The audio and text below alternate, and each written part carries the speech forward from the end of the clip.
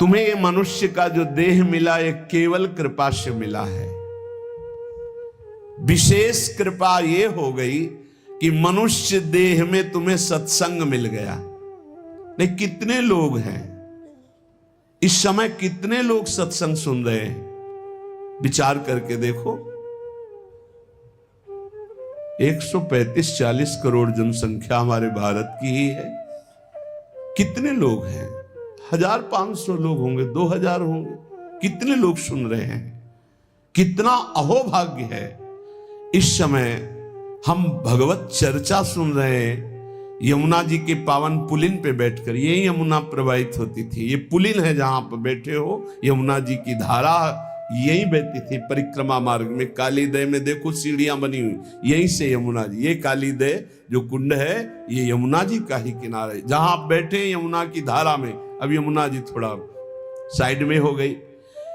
हमें वृंदावन में प्रिया प्रीतम की महान कृपा भरे सत्संग सुनने को मिल रहा है। ये विशेष कृपा। इस पर भी विशेष कृपा कि हमारी बुद्धि भजन करने के लिए सब कुछ त्यागने के लिए तैयार है। विशिष्ट कृपा, हमारी बुद्धि अब कह रही कि छोड़ो सब कुछ, भजन में लगो, भजन में लगो। इस सुअवसर को हाथ से मत जाने देना, नहीं तो कृपा का अपमान करने वाला केवल पछताता ही पछताता है। ये अहेतुकी कृपा हो गई है। तुम बड़े भाग्यवान हो अगर तुम्हारा मन श्री प्रिया प्रीतम के भजन में लग रहा है, तो तुमसे बड़ा कोई राजा नहीं है। दुखी मत हो। और जिनका भजन में मन नहीं लगा, भोगों में लगे, उनसे बड़ा कोई कंगाल नहीं। चाहे कोई कितना भी बड़ा धनी जमींदार, चाहे जितना बड़ा पदाधिकारी हो, यदि भगवान से विमुख है, धर्म से विमुख है, अधर्माचरण करता है और खूब ऐश्वर्य वैभव, तो उससे बड़ा कोई भिखारी नहीं। क्योंकि हाथ में कुछ नहीं लगेगा पाप के सिवा।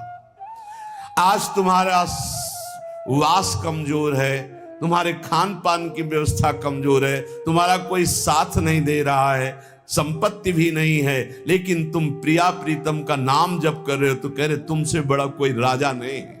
तुम बहुत बड़े धनी हो। देख लेना समय पर जब ये फसल अपना रंग दिखाएगी। भजन में तुम्हें कुछ त्याग करने के लिए हम नहीं कह रहे हैं। तुम जो काम करते हो धर्म पूर्वक करो।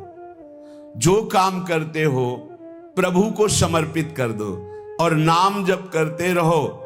शरीर को सेवा का साधन बना दो, मन को सुमिरन में लगा दो। आप देख लेना, अगर अहंकार नहीं करोगे तो तुम्हारा बेड़ा पार हो जाएगा। शरीर को सेवा में लगा दो। जो कर्म करते हो धर्म पूर्वक करो, उनको प्रभु को समर्पित कर दो और नाम जप करो। और अहंकार नहीं करोगे तो बहुत जल्दी तुम ज्ञान को प्राप्त हो जाओगे। तुम्हारे हृदय में ज्ञान प्रकाश हो जाएगा, तो अहंकार नष्ट हो जाएगा। अहंकार नष्ट होते ही भगवत तत्व का बोध हो जाता है। देखो, तुम्हें कहीं भागने की जरूरत नहीं है। मन की दिशा जो भोगों की तरफ है, उसे मोड़ करके प्रभु की तरफ लगानी है।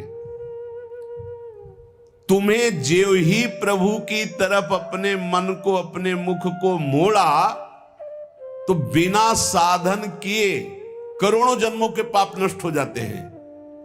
सन्मुख हो ही जीव मोहि जब ही, जन्म कोटि अघ नाशो तब ही। जे ही जीव भगवान के सन्मुख हुआ, मन को मोड़कर प्रभु की तरफ किया, राधा राधा, करोड़ों जन्मों के पाप नष्ट होने लगते हैं। जिनका भोगों की ओर मन है, चिंता, शोक, भय, दुख, जन्म, मृत्यु ये नहीं हटेगा। चाहे जितना रुपया जमा कर लो, चाहे जितना भोग लो, चिंता, शोक, भय, मृत्यु ये तुम्हें सताते रहेंगे। नरक के निंदनीय गर्त में तुम्हें गिरना पड़ेगा, महान दुख भोगना पड़ेगा। इसलिए तुम पर भगवान की कृपा हो गई है। मनुष्य शरीर सत्संग, भजन की महिमा। अब आप अपने ऊपर कृपा कर लो कि भजन में मन को लगाओ। विश्वास करो, अपने को जो भजन में लगाता है मानो पग पग पर अपनी सुरक्षा कर रहा है, पग पग पर अपने को सुख की तरफ ले जा रहा है। और जो अपने मन इंद्रियों को भोगों में लगा रहा है तो पग पग पर अपने को फंसा रहा है, वो दुख भोगने की तरफ जा रहा है। देखो, भगवत कृपा बरस रही है, सब तरफ से कृपा बरस रही है, तुम्हारे ऊपर अपार कृपा हो गई है। बस तुम इस कृपा का परिचय करो और इस कृपा के परिचय को प्राप्त करके डूब जाओ। हमारे ऊपर अपार कृपा श्री जी की। भगवत प्राप्ति के लिए ये बहुत अनिवार्य है कि इस कृपा का आदर करो। जो जो आपके ऊपर कृपा हुई उसको वर्ण करो। कितनी कृपा! ये देखो, वृंदावन में बैठ करके भगवत चर्चा, कथन, श्रवण, नाम कीर्तन, पद गायन, संत दर्शन, भगवत दर्शन, कितना सौभाग्य। जगत को सुधारने वाली बात भी अपने मन में मत लाओ। तुम ठेकेदार नहीं हो जगत के, पहले तुम सुधरो तब बात समझ में आएगी। तुम्हारा सुधार हुआ कि जगत को सुधारना नहीं, ये सब भगवत स्वरूप है। पहले तुम सुधरो। और प्रायः ये होता है कि हम जगत सुधारने की बात, जहां थोड़ा परमार्थ बना तो हम दूसरों को सुधारने की बात सोचने लगते हैं। पहले तत्व तक पहुंचो, पहले बोध प्राप्त करो, नहीं तो बीच में अगर पूरे सच्चे खिलाड़ी नहीं हो तो माया के पार्षद टांग मार के अपने पक्ष में गिरा लेंगे और तुम अपने पक्ष में पहुंच नहीं पाओगे। इस जगत को प्रभु स्वरूप समझो और अपने आप को प्रभु के चरणों में न्यौछावर करके चुपचाप दीन बन के अपने को छुपाते हुए दीन बंधु के सुमिरन में खो जाओ। जो थोड़ी भक्ति करके लोगों में परिचय बनाना शुरू कर देते हैं कि मैं भगत हूं, मैं अमुक अनुष्ठान कर रहा हूं, मैं अमुक अमुक साधना कर रहा हूं, बिकने लगते हैं। याद रखो, वो प्रभु की प्राप्ति के पथ से बहुत ही भटक जाते हैं। प्रभु के प्रेम रंग को प्राप्त करने के लिए जब तक भगवत प्राप्ति ना हो जाए तब तक परिचय को छुपा के रखना चाहिए। अपना परिचय कोई न जान पावे कि मैं कौन हूं, क्या हूं, कैसा हूं। जितना तुम परिचय छुपाओगे अपना, उतना परिचय प्रभु अपना प्रकाशित कर देंगे आपके सामने। और जितना आप अपना परिचय बढ़ाओगे उतने प्रभु अपना परिचय छुपाते चले जाएंगे। सिद्धांत को समझ लो, जितना आपका परिचय छुपेगा उतना ही आप अपना परिचय प्रकाशित कर देंगे, और जितना आप अपना परिचय प्रकाशित करेंगे उतना ही आप अपना परिचय छुपा लेंगे। प्रभु याद रखो, तुम्हारे ऊपर कृपा निरंतर बरस रही है। कृपा चारों तरफ से घेरे हुए है। कोई क्षण भी ऐसा ना जाए जिसमें तुम कृपा सिंधु प्रभु का विस्मरण कर दो। स्मरण परायण रहे, एक भी क्षण स्मरण के बिना ना जाए। कोई भी क्षण ऐसा नहीं जिसमें तुम विस्मरण करो। सावधान, तुम्हारे ऊपर अपार कृपा है। इसी जन्म में भगवत प्राप्ति कर लो। हम 40 वर्ष की स्मृति को देख करके कह रहे हैं, क्योंकि खास स्मृति जो जागृत हुई इसमें बड़ा परिवर्तन, 40 वर्ष में बड़ा परिवर्तन। आगे अगले जन्म में क्या हमको भजन करने के लिए अवसर मिलेगा पता नहीं, कितना विघ्न आ जाएगा। इसलिए तुम वंचित न रह जाओ भगवत प्राप्ति से, नहीं तो बहुत दुख भोगना पड़ेगा।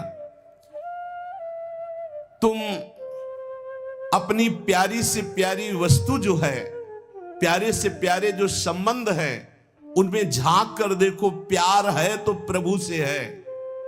अगर प्रभु शरीरों से निकल जाए तो कोई शरीर से प्यार नहीं करेगा, चाहे पत्नी हो, चाहे पुत्र हो, चाहे कोई प्यारा हो। तुम उसी प्यारे से प्यार करो, निहाल हो जाओगे। सचमुच विश्वास करो, वो सामने नहीं आ रहा पर वो छुप छुप कर आपको बहुत प्यार कर रहा है। सब मम प्रिय, सब मम उपजाए। सच्ची सच्ची सच्ची बहुत प्यार करते हैं प्रभु, बहुत प्यार करते हैं प्रियाजू अपने लोगों को। अहेतुकी कृपा, हमारा प्यार देखो क्या है, ईमानदारी से देखो 100 में 1% प्यार नहीं प्रिया प्रीतम के प्रति, और उनका 100 का 100% हमारे प्रति प्यार है। देख लो कहां हम कौन हैं, कैसे हैं, आज भी कैसे हैं, और उनकी कृपा कहां बैठा ले, क्या कर रही कृपा उनकी, कितना अमोघ। हम कर रहे हैं तो बुरा ही कर रहे हैं, और वो कर रहे हैं तो कृपा ही कृपा कर रहे हैं। हम सोना बिगाड़न को तो सोना समारन को, तो ही मोई परी होड़। जब ये बात हम देखते हैं तो रोना आता है, कहां उनकी अपार कृपा और कहां हमारी नीचता। वो अज्ञात रूप से आपको बहुत प्यार करते हुए हर समय आपको दुलार कर रहे हैं। वो तुम्हें कभी एक क्षण के लिए भी नहीं छोड़ते। तुम केवल निरंतर स्मरण करो तो तुम्हें दिखाई देगा कि उनका परम अभय कर कमल तुम्हारे सर पर रखा हुआ है। अब किसके आशीर्वाद की मांगने की जरूरत है? तो आप पूछेंगे कि यदि इतनी बात आप कह रहे हैं कि हमारे को चारों तरफ से भगवान की कृपा घेरे हुए है, हमारे ऊपर भगवान का अभय वरद हस्त है, तो फिर मैं जल क्यों रहा हूं, मेरे अंदर जलन क्यों है, हृदय क्यों नहीं शीतल हो जाता? दिन रात हृदय में शोक है, विषाद है, चिंता है, आग की तरह जल रहा, चैन नहीं मिल रही है। ये क्या कृपा है आपकी? ये क्या आपका अभय वरद हस्त है? आप कह रहे हो सब पर कृपा है, तो मेरा तो हृदय जलता रहता है, मेरा तो हृदय विषाद चिंता शोक से युक्त रहता है। उत्तर यह है, ना आग है ना जलन है, तुम समझ नहीं पा रहे हो, तुम्हारी उल्टी सोच की जलन है, तुम्हारी उल्टी समझ के कारण ये जलन है। अगर समझ जाओगे तो निहाल हो जाओगे। तुम्हारी उल्टी चाल है, दुख की तरफ चल रहे हो, असत का चिंतन कर रहे हो, जो जलन है उसका चिंतन कर रहे हो, उसमें फंसे हो, इसलिए जल रहे हो। क्या होगा? इतनी संपत्ति से क्या होगा? इतना हो जाए तो आज तक कोई ऐसा मिला हो कि हाथ उठा के भगवान से कह दिया हो कि बस अब मत देना, संपत्ति हमारे लिए पर्याप्त है? कभी नहीं। 100 तो हजार, हजार तो लाख, लाख तो 10 लाख, 10 लाख तो करोड़, करोड़ से अरब, अरब से खरब। कितना मर जाओगे, एक चवन्नी तुम्हारे हाथ नहीं जाएगी, 25 पैसे हाथ नहीं जाएंगे। बस ये सोच तुम्हें नरक ले जाएगी, तुम्हारी दुर्गति कर देगी। यही तुम्हारे जलन का कारण है। जलन का कारण भगवान नहीं है, जलन का कारण और कोई व्यक्ति नहीं है, जलन का कारण आपकी सोच है, आपका चिंतन है, आपका भाव है। इसी भाव को, जो मलिन भाव है, भगवत भाव में लगा दो, अभी आनंद में डूब जाओगे। आपका चिंतन। 2 ब्राह्मण बैठे हुए थे पास, एक भगत आया, उसने कहा आज हमें 2 ब्राह्मण भोजन कराने हैं, आप चलेंगे? बोले हाँ हाँ। गए, अच्छे से भोजन पाया, बाहर निकले, 11 रुपया दे के पैर छुआ। तीसरा ब्राह्मण दूर खड़ा देख रहा था, तो एक ब्राह्मण मुस्कुरा रहा था जो प्रसाद पाके आया था, और दूसरा जल रहा था। तीसरे ब्राह्मण ने पूछा कि आप मुस्कुरा क्यों रहे? तुम कहा यार आज तो भोजन की भी व्यवस्था नहीं थी, भगवान ने कितनी कृपा की, भोजन भी मिला, 11 रुपया दक्षिणा मिली। दूसरे का आपका चेहरा उदास है, आप जलन से युक्त क्यों है? यार हमने सोचा था 51 रुपया देगा, 11 दिया, तो 40 का तो घाटा हो गया ना, इसलिए चल रहा हूं। अब उसमें बोलो भगवान की क्या कमी है? भगवान ने दोनों को भोजन दिया, 11 दक्षिणा दी, उसका भाव उसको जला रहा है, उसका चिंतन उसको जला। एक खुश है कि भोजन भी मिला, 11 रुपया मिले, एक नाराज है, जल रहा है कि 51 तो देता, 40 का घाटा हो गया, हृदय में जल रहा है। ये जलन, ये शोक, ये चिंता, ये विषाद तुम्हारे चिंतन से है, तुम्हारी गलत दिशा से है, तुम्हारे गलत आचरणों से। भगवान की कृपा आप पर है, पर आप गलत दिशा जा रहे हैं, आप गलत चिंतन कर रहे हैं, आपका गलत भाव है, इसलिए आप शोक विषाद चिंता भय आदि में हैं। तुम्हारा ज्ञान अज्ञान ही है, क्योंकि तुम दुख को सुख मानकर भोगने के लिए दुख की तरफ जा रहे हो। इस संसार में जिसको कहीं कुछ भी अच्छा लग रहा है, कोई भोग, कोई व्यक्ति, कोई उत्पाद, कोई वस्तु, वो अज्ञान ही है। दुखालयम शाश्वतम बोर्ड लगा दिया भगवान ने। यहां नाशवान सब कुछ है, जो कुछ भी आपके पास है, और सब दुख देने वाला है परिणाम में। वर्तमान में तो तुम्हें सुखद लगेगा, लेकिन परिणाम में दुख देने वाला यहां सब कुछ है। जो दिखाई दे रहा है वो है नहीं, जो है वो दिखाई नहीं दे रहा। यही माया का कार्य है। इसलिए तुम्हारी सुख की कामना तुम्हें दुख दे रही है। तुम्हारे हृदय में जो ये भाव बैठ गया है कि हम रुपया से, पद से, भोगों से, नाना प्रकार की सामग्री अगर हम मन चाही मिल जाए तो मैं सुखी हो जाऊं, कभी सुखी नहीं होगे। अगर मिल भी जाए तो कभी सुखी नहीं हो सकते, क्योंकि तब लग कुशल न जीव को, सपने हु मन विश्राम, जब लग भजत न राम को, शोक धाम तज काम। जब तक शोकों के धाम, कामनाओं का त्याग कर भगवान का भजन नहीं होगा, तब तक शांति नहीं मिल सकती स्वप्न में भी मन को। ये जो सृष्टि दिख रही है ये ऐसी है नहीं, ये अविद्या के कारण दिख रही है। ये ब्रह्ममय है, ये भगवत स्वरूप है। भगवान गीता जी में कह रहे हैं, वासुदेवा सर्वमिति स महात्मा सुदुर्लभा। जो महान आत्मा ऐसा देखता है कि सब भगवान, केवल भगवान, पूरे के पूरे भगवान, मत्ता परतरम नान्यत किंचिदस्ति धनंजय, किंचन मात्र कुछ और नहीं, वो भगवान की कृपा से परमानंद में डूबता है। चलो, यदि तुम नहीं सुधर सकते, नहीं छोड़ सकते, तो जो होता है होने दो। तुम नाम को पकड़ लो।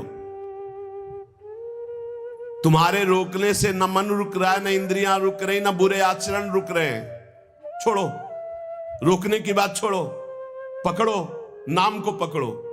राधा राधा राधा। अपने आप घृणा ना हो जाए तो हमसे बता देना। अपने आप घृणा हो जाएगी, पक्का हो जाएगी। बड़े बड़े विषयी पुरुषों को ऐसी घृणा हुई कि जीवन में लौटकर कभी भोगों की तरफ नहीं देखा।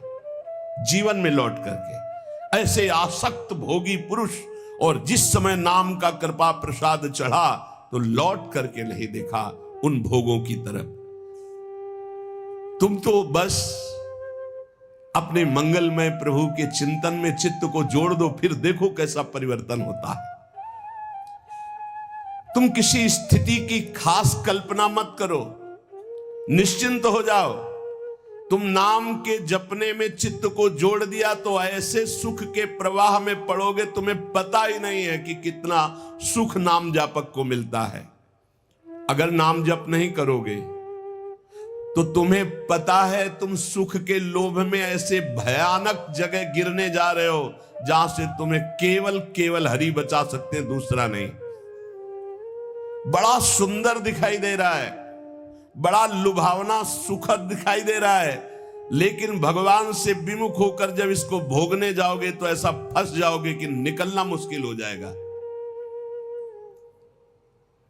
संसार एक ऐसा सुहाना दलदल है जिसमें जानबूझ के जाके फंस जाया जाता है। दलदल का मतलब होता है ऊपर से एकदम सूखी पपड़ी, ऐसा लगता है कि बिल्कुल आप थल में आराम से चले जाइए, कहीं कोई परेशानी नहीं, और जो ही गए सो गले तक गए, एकदम रबड़ी जैसा वो मिट्टी होती, धंसते चले जाओ। ऐसा दुखद, ऐसा चिंता शोक जलन वाला संसार इतना सुहावना बना है माया से कि जानबूझ करके हम इसमें कूद जाते हैं और जलते रहते हैं। चिंता शोक भय ईर्ष्या द्वेष काम क्रोध लोभ मोह मद मत्सर एक है, ये सब तुम्हें जला देंगे यदि नाम जप नहीं करोगे। इसीलिए हर प्रश्न का उत्तर नाम जप है, क्योंकि साप का बल नाम में ही प्रकट होता है। इस दुख से तुम कभी अलग नहीं हो सकते, ये दुख तुमसे कभी अलग नहीं हो सकता, ये जलाएगा जब तक भजन नहीं करोगे। इसलिए भजन करना सर्वोपरि बात समझ लो। अगर समझ में आ रही हो तो समझ लो, केवल इतना समझ लो, तुम नाम को पकड़ लो, नाम सबसे छुड़वा देगा आपको। एक जन्म स्वांग ही कर लो भक्ति का, झूठा खेले साचा होए, झूठा शुरू कर दो, कि हमारा भाव तो नहीं बनता, हमारी भक्ति तो नहीं, पर अब कहा है तो राधा राधा शुरू करते हैं। झूठा खेले साचा होए, ये मार्ग ऐसा, झूठे से बोलो राम कृष्ण हरि तो आपका मंगल हो जाएगा। जे ही आप नाम जपना शुरू करते हैं तो खास बात क्या होती है कि आपके जीवन की बागडोर स्वयं श्री कृष्ण ऐसे पकड़ लेते हैं जैसे अर्जुन के रथ की बागडोर पकड़ ली। अब वो आनंद की ही तरफ ले जाएंगे, आपको दिखाई देगा क्योंकि आपके नेत्र गलत है।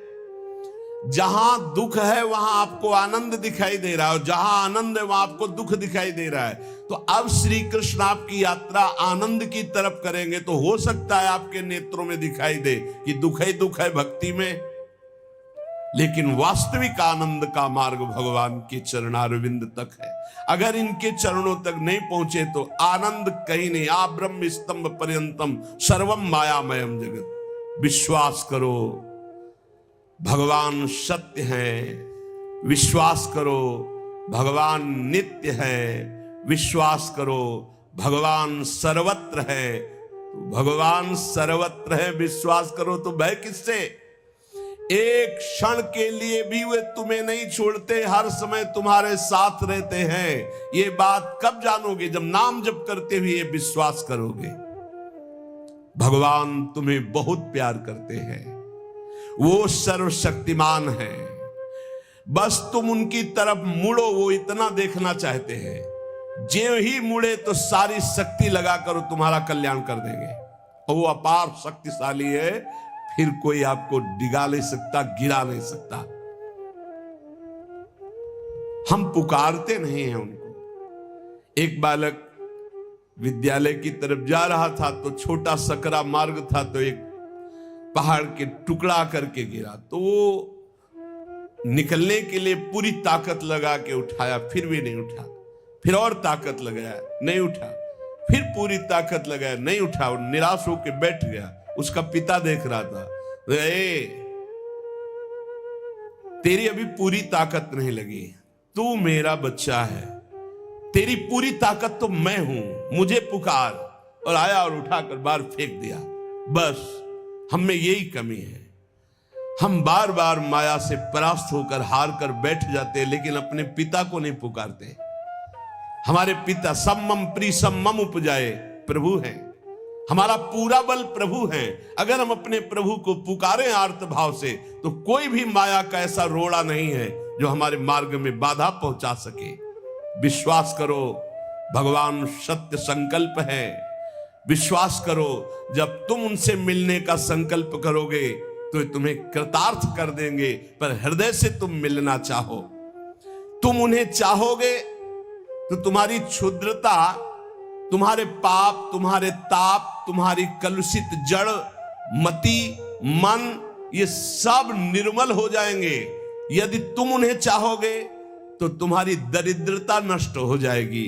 तुम विशाल हृदय वाले परम पवित्र दिव्य चिन्मय मन से उन चिदानंद प्रभु का अनुभव करोगे।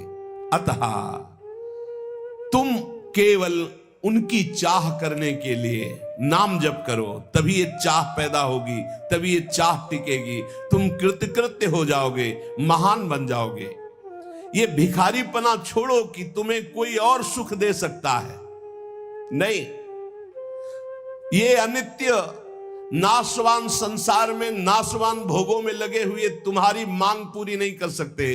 तुम्हारी मांग अविनाशी परमात्मा से पूर्ण होगी। अनेक जन्म व्यतीत हो गए, अभी तक परमात्मा से नहीं मांगा।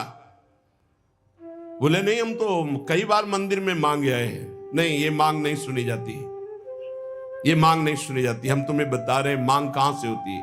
जब नाम जप करते हुए आर्त भाव से प्रभु से कहोगे, प्रभु मुझे पता नहीं क्या सत्य है क्या असत्य है, मेरा मन नाना प्रकार के भोगों को मांगता है, बस ये जीवन आपको समर्पित है जिसमें हमारा मंगल हो आपका। अब ये मांग सुनी जाएगी। अब इस मांग में विधान बनेगा और आपका एक मार्ग खुलेगा भगवत शरणागति का, और आप दौड़ पड़ेंगे परमानंद के मार्ग में। ये भोगों की मांग मांगने वाले भगवान ज्यादा नहीं देखते।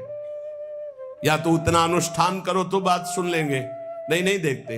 ये सब मायाकृत भोगों की मांग तो कर्मानुसार शुभ कर्म के फल स्वरूप मिलेगी, ये बाजार है, ऐसे फ्री मिलने वाली नहीं। करोड़पति बनने के लिए तुम्हें साधना करनी पड़ेगी, तुम्हें अशुभों का नाश करके पुण्य एकत्रित करना पड़ेगा। और भगवान की प्राप्ति के लिए अगर आर्त भाव से भगवान को पुकारो, नाम जप करो, सब मंगल हो जाएगा। और भगवान मिल गए तो ये माया रचित संसार तो उनके एक संकल्प से प्रकट हुआ है। पक्का समझ लो, श्रद्धा करो या ना करो, हमारी बात को खुल के समझ लो। आप समझते हो मंदिर में जाए मांगे बात पूरी हो जाएगी, नहीं होगी, लिख लो। ऐसे खिलवाड़ नहीं है कि हो जाएगी। पत्नी की प्राप्ति करनी थी तो करदम जी ने 10,000 वर्ष तपस्या की, तब पत्नी प्राप्त हुई। आप देखो ना, कोई भी उपाय। जब पुत्र नहीं हो रहा था दशरथ जी के, तो वशिष्ठ जी के यहां जाकर के प्रार्थना की, महाराज पूरी अयोध्या सुनी सुनी लग रही, बिना संतान के वागे चक्रवर्ती सम्राट पर बैठने वाला कोई अधिकारी नहीं दिखाई दे रहा। तब श्रृंगी ऋषि वशिष्ठ बुलावा, श्रृंगी ऋषि को बुलाया, भारी अनुष्ठान किया गया पुत्रेष्टि यज्ञ का। और उसी यज्ञ में श्री भगवान के प्रादुर्भाव होने का संयोग बना, खीर प्रकट हुई और उसे विभाजित किया गया। 4 पुत्र हुए, भगवान श्री राम, लक्ष्मण, शत्रुघ्न, भरत जी। क्या अद्भुत तो अनुष्ठान भगवान ने ये दिखाया। आप इतिहास पढ़कर देखो, शास्त्र पढ़कर देखो, कामना के लिए तप किया गया है, कामना के लिए उस प्रकार के शुभ अनुष्ठान किए गए। और अगर निष्काम भाव से भगवान की आराधना करो तो योगक्षेमम वहाम्यहम्, मांगना ही नहीं पड़ेगा, आगे से आगे वो व्यवस्था करते जाएंगे, आगे से आगे व्यवस्था करते जाएंगे। हम तुम्हें कैसे बतावे, पग पग पर उनकी कृपा ऐसे बरसती चली जाती, कैसे कैसे बताए। जहां ऐसा कैसे होगा, ये हमारे सामने प्रश्न आया कि उसका उत्तर उसके पास पहुंच जाता है। हो गया, ये हो गया। प्रश्न हुआ कैसे होगा, और वो हो गया।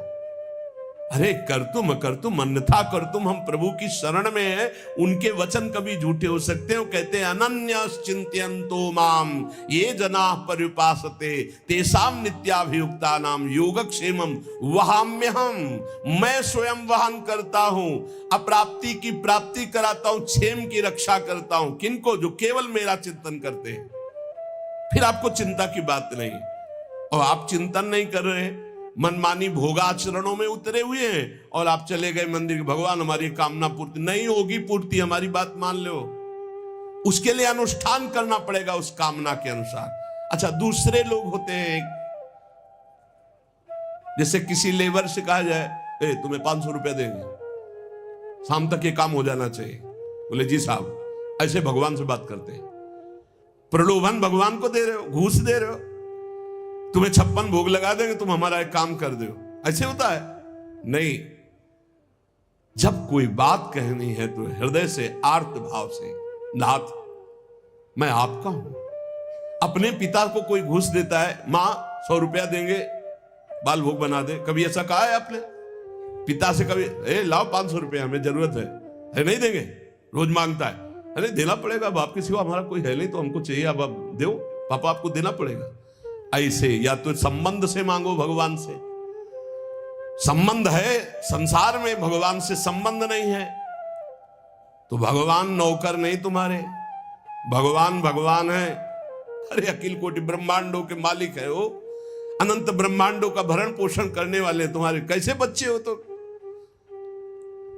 कैसे बच्चे हो? अपने पिता से, अपने प्रभु से, अपने सखा से, अपने प्राण प्रीतम से कैसे तुम बात करते हो? या तो संबंध रख के बात करो, या फिर उतना साधना करो, तब तो कामनाओं की पूर्ति। साधना हो रही भोगों की, मनमानी भोगाचरण, धर्म विरुद्ध आचरण, और भगवान से जाके मांगोगे तो फिर बोले हमारी अश्रद्धा हो गई, हमारी कामना की पूर्ति नहीं की भगवान ने। तुम्हारी अश्रद्धा से क्या फर्क पड़ता है? आकाश पे अश्रद्धा करोगे तो क्या फर्क पड़ जाएगा? आकाश पे श्रद्धा करोगे तो क्या फर्क पड़ जाएगा? तुम्हारा भाव, आकाश तो बहुत दूर है, तुम छू भी नहीं सकते। ऐसे वो परमात्मा निर्लिप्त, निरपेक्ष, तुम्हारे किसी भाव से वहां फर्क नहीं पड़ता। हाँ, तुम्हारे पे फर्क पड़ जाएगा। भाव करोगे तुम्हारा मंगल हो जाएगा, अभाव करोगे अपने आप नष्ट हो जाओगे। विश्वास करो, भगवान सत्य संकल्प है, कृपा की मूर्ति है, कृपामयी है, प्रभु मूर्ति कृपामयी है। पर यह विश्वास तभी जब नाम चल रहा है, हमारी बात मान लेना, बिल्कुल हृदय से कह रहा हूं, पूरे जीवन की बात, सार बात कह रहा हूं। पायो नाम चारु चिंतामणि, उर करते न खसई हो, अब लो नसानी, अब ना नसई हो। ओहो, अब मिल गया है चिंतामणि। चिंता माने चिंतित पदार्थों को प्रदान करने वाली चिंतामणि। क्या बोले? नाम। नाम रूपी सुंदर चिंतामणि मिल गई, अब छोड़ूंगा नहीं। राधा राधा राधा राधा, हृदय रूपी हाथ से अब इस चिंतामणि को नहीं जाने दूंगा।